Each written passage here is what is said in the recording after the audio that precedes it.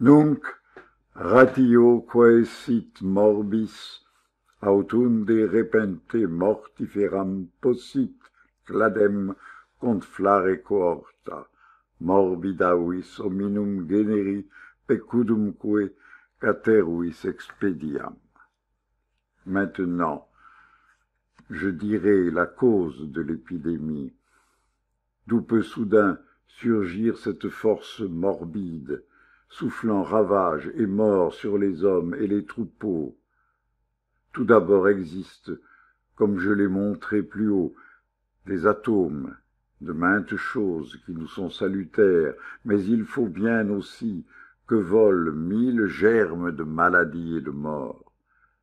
Quand par hasard ils s'unissent et perturbent le ciel, l'air devient morbide, et tout ce pouvoir de maladie, cette pestilence, nous vient soit de l'extérieur comme nues et brouillards tombant à travers ciel, soit de la terre elle-même, d'où ce mal surgit quand le sol humide se putrifie, battu de pluie et de soleils intempestifs.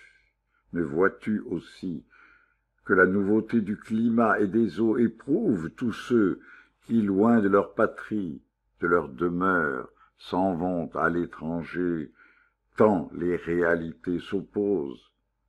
Quelle différence impensable entre le climat breton et celui de l'Égypte où s'incline l'axe du monde, entre le ciel du Pont et celui qui s'étend de Gadès aux races noires dont le teint est brûlé. Non seulement nous voyons ces 4 climats opposés occuper les 4 régions du vent et du ciel, mais encore les teints, les visages diffèrent grandement, les races ont leurs maladies spécifiques, telle l'éléphantiasis qui naît sur les bords du Nil, au centre de l'Égypte et nulle part ailleurs. En Attique, les pieds sont touchés, les yeux aux confins de l'Achaïe. Chaque lieu est ainsi pernicieux à d'autres parties du corps. La variété de l'air en est la cause. Quand donc un climat qui par hasard nous est contraire s'avance et qu'un air pernicieux commence à se glisser, tel un brouillard ou un nuage, il serpente lentement et répand en chemin troubles et bouleversements. Quand enfin il arrive dans notre propre climat, il le corrompt, il l'assimile et nous le rend contraire.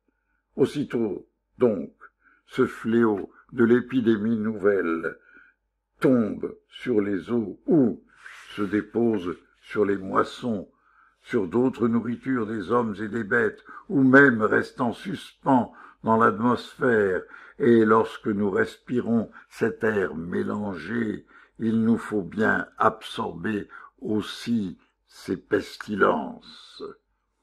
C'est ainsi que souvent la maladie frappe les bœufs et se propage même aux lents troupeaux bêlants.